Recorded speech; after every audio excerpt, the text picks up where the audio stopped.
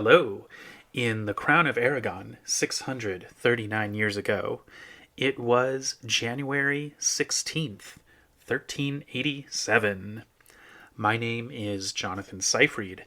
I'm a PhD candidate in history at the University of New Mexico. And this is The Historian's Notebook, a podcast about how history gets made. Season 1 is titled Multcara Compagnona. We're looking at a document from each day of the first year of the reign of King Joan I of Aragon and Queen Violant de Bar. Let's begin today's document.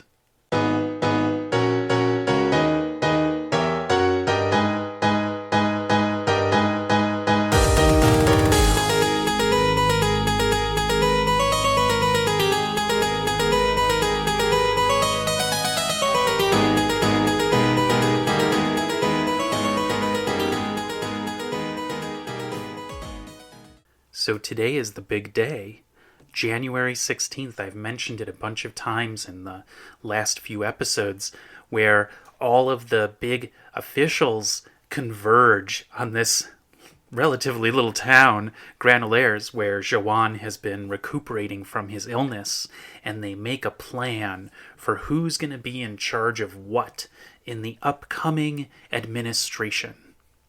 And to say upcoming is a little weird because as soon as Pere died on January 5th, Joan became king. So it's not really upcoming. It's sort of this situation where they're building the plane as they're flying it because they're supposed to be governing.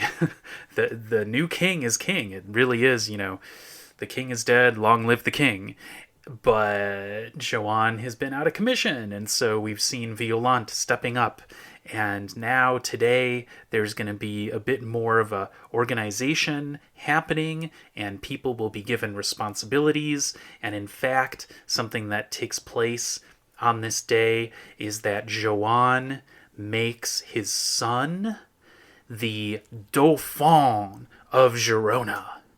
That is a new term for the Crown of Aragon. It used to be the Duke of Girona, but now it's the Dauphin. And that is the French word for the primogénite, the firstborn inheritor in line for the throne. So Jaume, their son, who at this time is 3 years old, he is made into the Dauphin. And that is something that immediately sets off alarm bells for a lot of people in the Crown of Aragon who are really suspicious of Violant and her influence as what they perceive an outsider from France. And so this is really making a bad impression, but Joan doesn't care because he wants to bring more French culture and customs into the Crown of Aragon. Why? Because that's what's hot. So really, France is the place where a lot of the most innovative culture is happening at this time. It's almost like France is the Hollywood. And so, in today's culture, in our world, in the 21st century, Hollywood movies are very popular and they're consumed around the world. There's other really important sources of filmmaking, such as Bollywood in India, but you kind of get the sense that what comes out of Hollywood sort of sets the cultural agenda in terms of representation and artistic innovation for movies and TV series. And so the same kind of thing is happening with France and its neighbors. And Joan is like, let's get more of that, get produced and supported in the Crown of Aragon.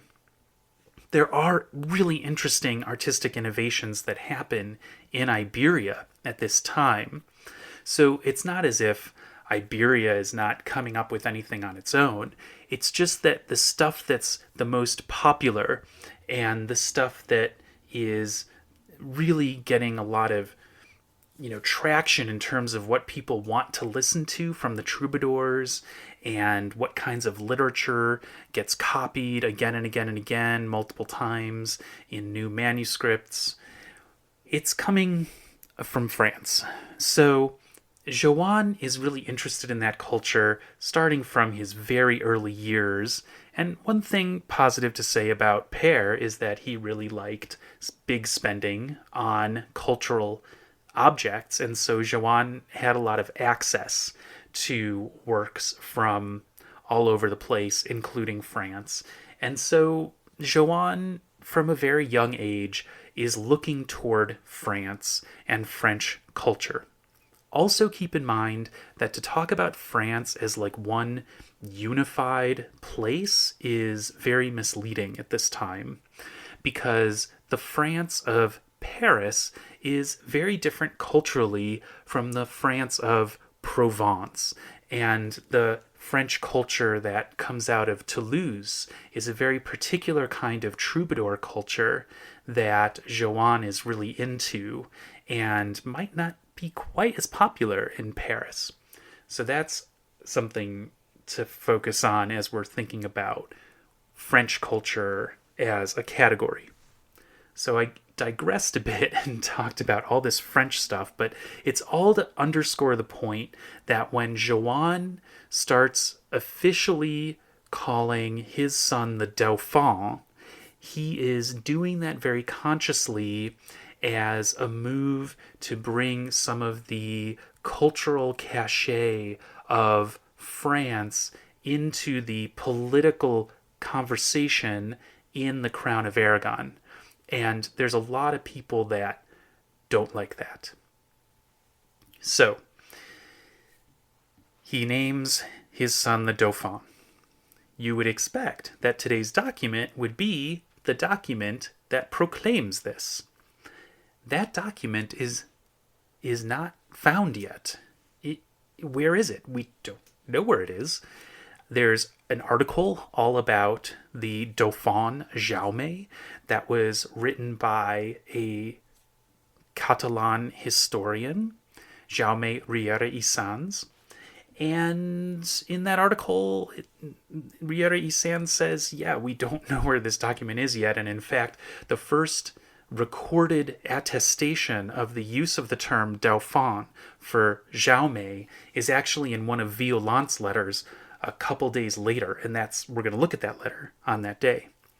But so we don't have that. And then the other thing that Joann does right away is he creates a new dukedom, a new duchy for his brother.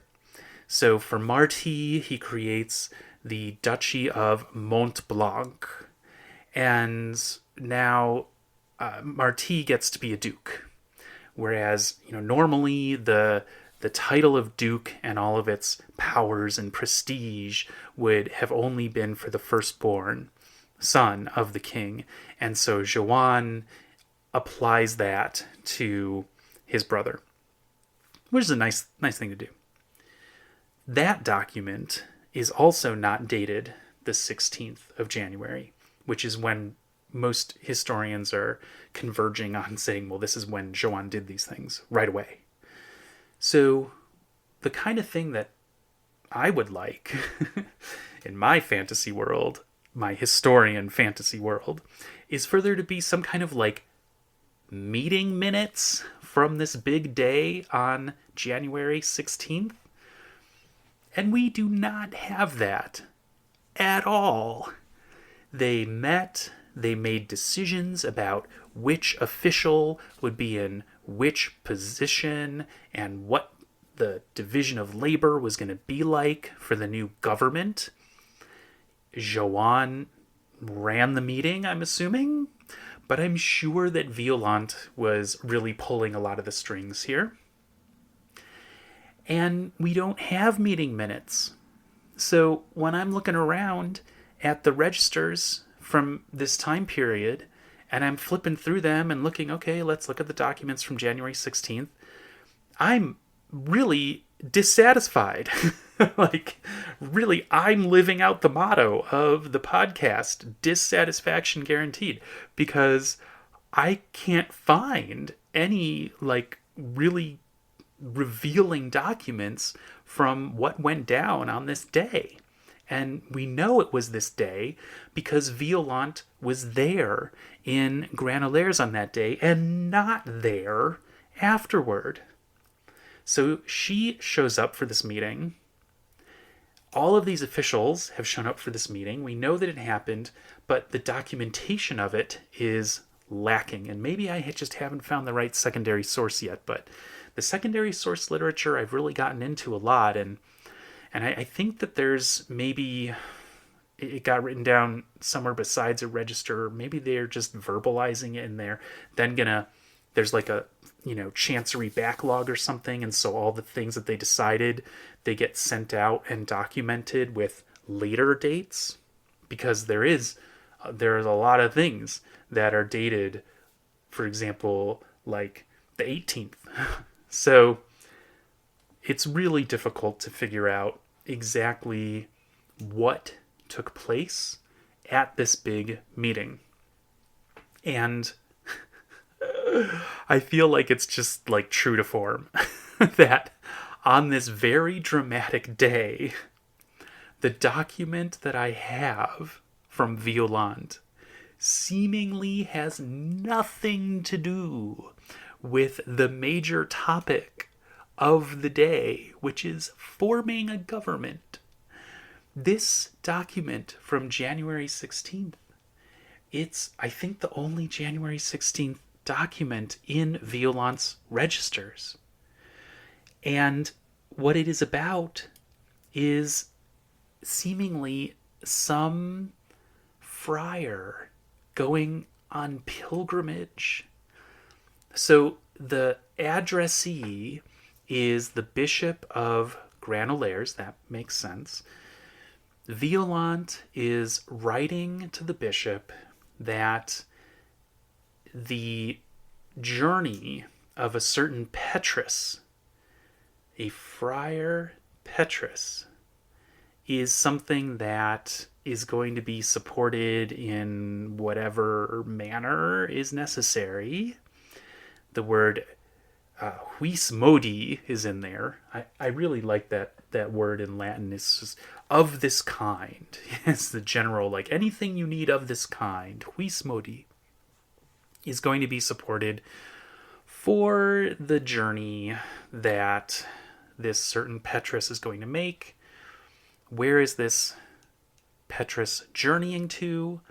Well, I have my ChatGPT crutch for the Latin documents, and ChatGPT seems pretty convinced that this Petrus is going to be going to Jerusalem. ChatGPT is getting that from the phrase in the second line, Patrimonium Crucifixi, the land of the crucifixion.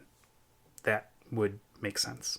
There's also, before that, a phrase, Sanctorum Limina, the threshold of holiness. So I can see where ChatGPT is getting that, and why ChatGPT would infer that this is a journey to the Holy Land all the way to Jerusalem. I am not sure that that's exactly what's being supported here. I am honestly not sure about the meaning of this letter overall and what Petrus is doing, and the idea that it has nothing seemingly to do with the major task at hand, which is forming the government. So all of this just generates a ton of questions in my mind about this. I have one theory.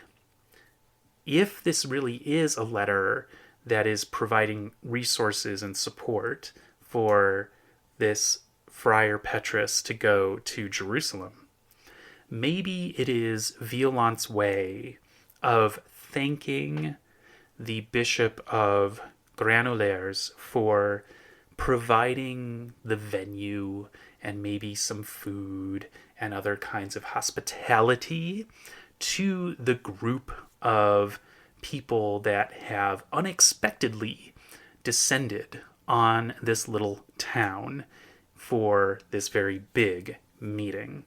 So that's my working theory, that this is Violant's way of thanking, compensating the Bishop of Granollers for that. But I don't know. I don't know where the meeting took place. I don't know if it was in any way connected to the property of the church. It is full of questions. But that's our game. And maybe later on in the year, when my Latin is better, or when I come upon some other document that somehow connects back to this, I'll be able to get some better analysis. But that's it for this episode. Thanks for listening to The Historian's Notebook, Season 1, Multicara Campagnona. If you are leaving with more questions than you arrived with, I mean, how could you not? When my Latin is like so bad, I can't even say what is even happening in this letter generally. Well, I have fulfilled expectations. I have done my job. Remember, the motto of the Historian's Notebook is dissatisfaction guaranteed. Visit the website to see an image of today's document and additional show notes. I promise I am just going to return to my Latin notes and try to get better at this. Or maybe I'll just luck out and there will just be so few Latin documents that are not transcribed in the upcoming year, and it's just a weird thing about right now in January that I don't even have to worry about it. That's what I thought when I started this podcast. All right. Okay. Thank you again for listening. Visit the website for an image of today's document and show notes. That is jonathanseyfried.net. And listen again tomorrow to hear about the next day in the first year of the reign of King Joan I of Aragon and Queen Violant de Bar. In the meantime, take care.